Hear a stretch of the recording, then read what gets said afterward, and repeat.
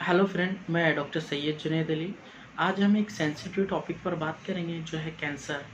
Actually cancer के related technical चीज़ें तो बहुत ज़्यादा अवेलेबल है जो डॉक्टर्स के लिए या हेल्थ केयर वर्कर के लिए है, लेकिन आज हम एक आम लोगों के लिए एक डिस्कशन करेंगे। आम लोगों से मुराद वो लोग जिनको डॉक्टरी का कोई इल्म नहीं है, उनके लिए हम एक आसान लैंग्वेज में कैंसर के बारे में डिस्कशन करेंगे। इसके लिए डिस्कशन करना कैंसर के लिए डिस्कशन करना इसलिए भी ज़रूरी है क्योंकि इस साल के स्टैटिस्टिक्स के मुताबिक हर 1 लाख की आबादी में से नियर अबाउट 500 लोगों को कैंसर होता है। ये कैंसर कुछ जोग्राफिकल एरियाज़ में बहुत ज़्यादा कॉमन है, पर्टिकुलरली जैसे गिजा के नाली का कैंसर या जीआई ट्रैक का कैंसर चाइना में बहुत ज़्यादा कॉमन होता है। इसी तरह लंग का कैंसर कुछ इलाकों में बहुत ज़्यादा कॉमन होता है। इसी तरह एक कैंसर होता है जो कि सॉफ्ट टिश्यू सार्कोमा कहते हैं, जिसे ये कुछ इलाकों में बहुत ज़्यादा कॉमन होता है। इसी के साथ एक और स्टैटिस्टिक्स के मुताबिक इन अप्रॉक्सीमेट 500 लोगों को जो कैंसर होता है, इनमें से नियर अबाउट 200 लोगों की मौत हो जाती है। ये कैंसर की मौत इसलिए होती है क्योंकि या तो उनका इलाज नहीं हो पाता है या फिर उनका बहुत ही आखिरी स्टेज में उनका कैंसर चला जाता है, जिसकी वजह से उनकी मौत हो जाती है। इसलिए भी ये कैंसर की मालूमात हमें लेना बहुत ज़्यादा ज़रूरी है। मैं कोशिश करूँगा कि आपको बहुत आसान लैंग्वेज में समझा सकूँ कि कैंसर एक्चुअली होता क्या है, कैसे होता है और क्या होता है कैंसर। ये मैं आपको आसान लैंग्वेज में समझाने की कोशिश करूँगा। ये वीडियो थोड़ा बड़ा हो जाएगा, इसलिए मुझे आपसे ये उम्मीद है कि आप इस वीडियो को आखिरी तक देखें और आपके जो करीबी हैं इन लोगों तक भी ये बातें शेयर करें। हमारी जो ये बॉडी है, इसका जो सबसे छोटा यूनिट है उसे सेल कहते हैं, और ये हमारी बॉडी का सबसे छोटा जिंदा हिस्सा माना जाता है। यही ट्रिलियंस ऑफ यूनिट से, यही ट्रिलियंस ऑफ सेल्स से हमारी बॉडी बनती है। इसी तरह जिस्म के हमारे कुछ सेल्स जो है तो टूटते हैं और बनते हैं, टूटते हैं और बनते हैं, और इसी टूटने और बनने का निज़ाम चलता रहता है। इसमें से कुछ सेल्स जो है तो बहुत ज़्यादा दिन के बाद जो है तो रिप्लेस होते हैं और कुछ बहुत कम दिन के बाद जो है तो रिप्लेस होते हैं। जिसमें से दिमाग के जो सेल होते हैं, जो नर्वस सिस्टम के सेल होते हैं, ये बहुत ज़्यादा दिन के बाद रिप्लेस होते हैं। इसी तरह कुछ सेल जो है तो लाइफ लॉन्ग वही चलते हैं और कुछ सेल्स जो है तो बहुत कम दिन के बाद में रिप्लेस होते हैं, जैसे कि ब्लड के सेल्स जो सिर्फ 90 दिन के बाद में रिप्लेस हो जाते हैं। इसी तरह ये टूटने और जोड़ने का निज़ाम चलता रहता है, चलता रहता है। जब हमारे सेल्स को इसी तरह जब हमारे सेल्स को बढ़ने की ज़रूरत होती है, कुदरती ये सेल्स बढ़ जाते हैं, और जब एक स्टेज आती है कि इससे ज़्यादा बढ़ने की ज़रूरत नहीं है, तो ये सेल की स्टेज यहीं पर ही रुक जाती है। लेकिन कैंसर में क्या होता है कि ये जो सेल होते हैं, पहले तो ये एबनॉर्मल हो जाते हैं, नॉर्मल नहीं रहते हैं, और ये खुद से बढ़ना शुरू हो जाते हैं। जो इसका एक निज़ाम रहता है कि एक टाइम तक आके ये बढ़ना रुक जाए, लेकिन ये जो है तो सेल बढ़ना शुरू कंटिन्यू रहते हैं, कंटिन्यू रहते हैं। तो ये कुदरती जो चीज़ होती है कि जो सेल बढ़ना रुकना चाहिए, रुकते नहीं है और बढ़ते रहते हैं, इसी का नाम कैंसर है, इसी का नाम कैंसर है। कैंसर कोई बाहर से आने वाली बीमारी नहीं है, बल्कि खुद खुद के ही जो सेल है ये जो है तो बढ़ना शुरू हो जाते हैं और कैंसरस कंडीशंस में आ जाते हैं। इसी तरह सर के बाल से लेकर पैर के नाखून तक हर चीज़ का कैंसर होता है। अभी इस कैंसर की कॉम्प्लिकेशंस क्या होती है? अभी फर्स्ट करो, किसी को लीवर का कैंसर हो गया तो लीवर के सेल बढ़ते गए, और ये सेल जो बढ़ रहे हैं ये एक ट्यूमर की तरह बन जाते हैं। ये ट्यूमर जब बन जाएंगे तो उसके एरिया का जो वेसल्स है, जो ब्लड वेसल्स है, जो खून की नसें हैं, उसको ये प्रेशर डालना शुरू हो जाते हैं। जैसे कि अगर लीवर में कैंसर हो गया तो लीवर की वजह से जो लीवर की ब्लड वेसल्स है तो ये उसको दबा देंगी, ये उसको रोक देंगी, और उससे ये जॉइंडिस हो जाएगा और ये जॉइंडिस बढ़ता जाएगा। या फिर यही सेल, अगर यही ट्यूमर बढ़ गया तो ये जो लीवर के नज़दीक जो ब्लड वेसल्स होती है उसको दबाना शुरू कर देती है। इसी तरह एक दिमाग में एक ग्लैंड होते हैं जिसे पिट्यूटरी ग्लैंड कहते हैं। इसकी अगर ट्यूमर बढ़ना शुरू हो जाए तो ये ट्यूमर बढ़ना शुरू हो जाए तो जो पिट्यूटरी ग्लैंड के आसपास में जो ब्लड वेसल्स होती है, जो हमारी नज़र को कंट्रोल करती है, जो हमारी आंखों की रोशनी को कंट्रोल करती है, अगर इस पर ये प्रेशर डाल दे तो आंखों की रोशनी चले जाती है। इसी तरह हमारे फेफड़ों का कैंसर भी हमको हो सकता है, फेफड़ों की सेल्स की वजह से। इसी तरह हमारी गीज़ा की नाली का कैंसर हो सकता है। इसी तरह हमारी पेशाब की नाली का कैंसर हो सकता है। ये तो एक सिर्फ लोकल पर्टिकुलर एरिया की कॉम्प्लिकेशन है कि जहाँ पर कैंसर हुआ और उसकी वजह से ये पर्टिकुलर एरिया में ये नुकसान होगा। लेकिन कभी कभार क्या होता है कि जो कैंसर के सेल होते हैं ये टूट कर जो है तो वहाँ से दूसरी जगह पे जाते हैं। मसलन अगर किसी को छाती का कैंसर है तो वहाँ के कुछ सेल, कैंसरस सेल्स टूट कर जो है तो ब्रेन में जा सकते हैं, तो वहाँ पर ये डैमेज करेंगे। कुछ ग़िज़ा की नाली के सेल्स जो है तो वहाँ पे डैमेज करेंगे। कुछ पेशाब की नाली के जो कैंसर के सेल है ये वहाँ पर डैमेज करेंगे। तो इस तरह ये प्रोसेस चलते चलते ये इन्फेक्शन बढ़ता जाता है, और इसकी अगर सही टाइम में ट्रीटमेंट ना किया जाए तो इसकी कॉम्प्लिकेशंस बहुत ज़्यादा होती है। इसके जो सेल्स होते हैं इसकी वजह से जिस्म के दूसरे हिस्सों पर भी इसका इफ़ेक्ट होते होते जाता है। जैसे अगर कैंसर की वजह से हमारे बॉडी में दूसरी जगह इन्फेक्शन गया है तो इसकी वजह से हमारी जो एनर्जी बॉडी को मिलती है ये ब्रेक होना शुरू हो जाती है, और बॉडी को जो एनर्जी मिलती है उसकी वजह से वीकनेस आना शुरू हो जाती है। जो एनर्जी मिलना चाहिए इसकी कमी की वजह से हमारी बॉडी में वीकनेस आना शुरू हो जाती है। इसी की वजह से हमारी को भूख लगना बंद हो जाता है बिल्कुल। कुछ कैचेक्सिन एक जो हार्मोन होता है, जो एक मादा होता है जिसकी वजह से हमको भूख लगती है, ये कैचेक्सिन को ब्रेक कर देता है और हमें भूख लगना बिल्कुल बंद हो जाती है। हमारा बॉडी वेट बहुत ज़्यादा कम हो जाता है इसकी वजह से।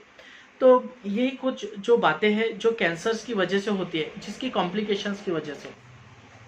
यही कैंसर जो एक जगह से दूसरी जगह जाता है इसे कैंसर के मेटास्टेसिस बोलते हैं, या फिर कैंसर की आम जबान में कैंसर की जड़ें बोला जाता है।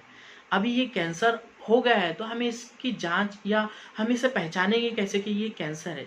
तो इसमें से कुछ अलामत होती है, इसकी वजह से कैंसर हो भी सकता है और नहीं भी हो सकता है। लेकिन इम्पॉर्टेंट बात यह है कि ये अलामत जब भी आपको दिखे तो इसके ज़रिए डॉक्टर से आप राब्ता करें, या इसकी अलामत के जैसे ही आपको आए तो ये आप डॉक्टर्स को बताएं। इन अलामत में से सबसे पहली अलामत तो यह है कि जिस्म के किसी भी हिस्से पर आपको गांठ आए। जिस्म के किसी भी हिस्से पर आपको गांठ आया और वो बढ़ती ही जाए तो आपको ज़रूर इसकी जांच करवाना चाहिए और आपके डॉक्टर को बताना चाहिए कि ये कहीं कैंसर की गांठ तो नहीं है। दूसरी बात, अगर आपका वज़न बिना किसी वजह से कम होते ही जाए तो ये भी एक कैंसर की अलामत हो सकती है।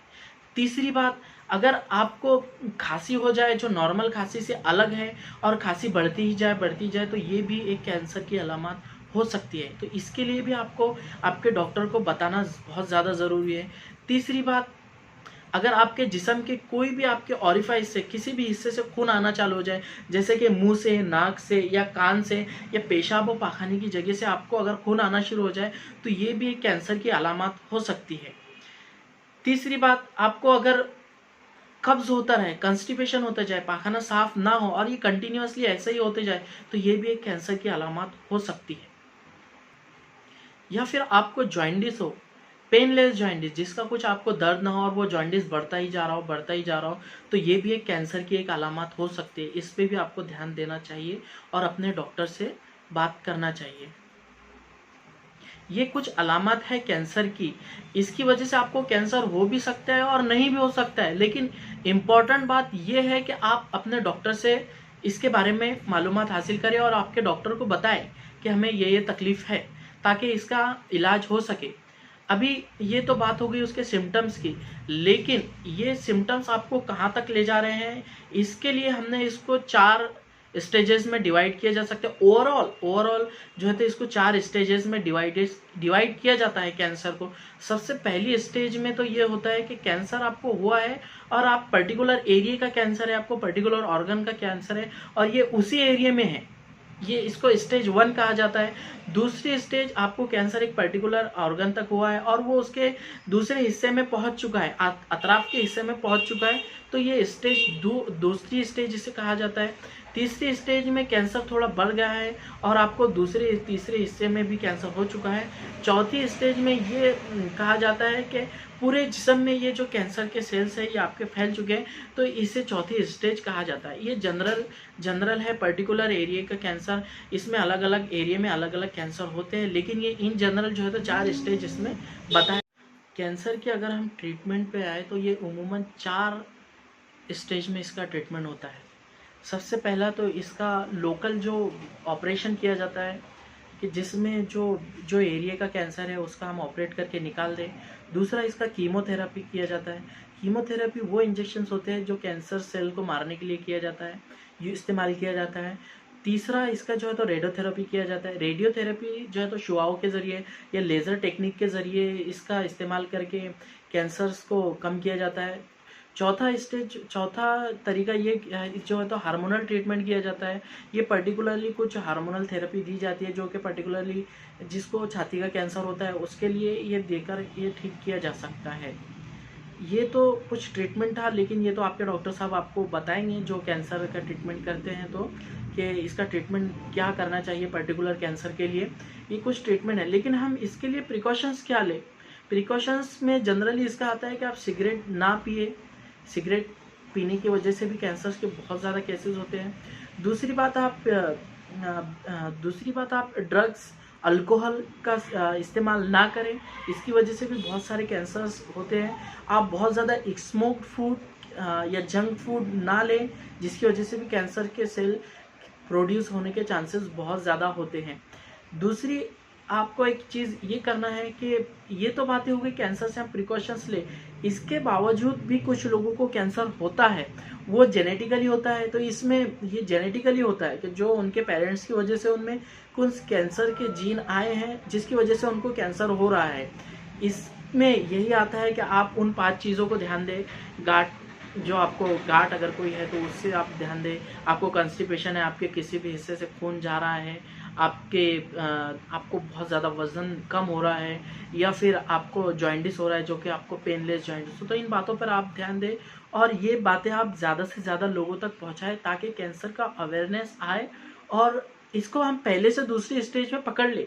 अगर आप पहले या दूसरी स्टेज में आप कैंसर को पकड़ लेते हैं तो इसका ट्रीटमेंट बहुत अच्छी तरीके से किया जा सकता है।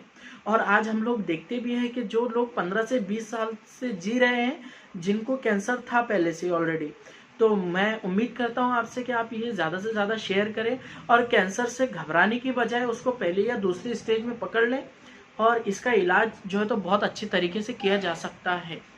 और कुछ डॉक्टर्स को भी ये पता होना चाहिए कि अगर आप किसी पेशेंट का कैंसर डायग्नोसिस करते हैं या आपको लग रहा है कि ये सिम्टम्स कैंसर के हो सकते हैं, तो उसे डराने की बजाय कि आप 2-3 महीने या 4 महीने में मर जाओगे, ये उसको आप हेल्थी मेजर्स बताएं कि आप उसको ये तरीका बताएं कि आप किसी तरह इससे बच सकते हो।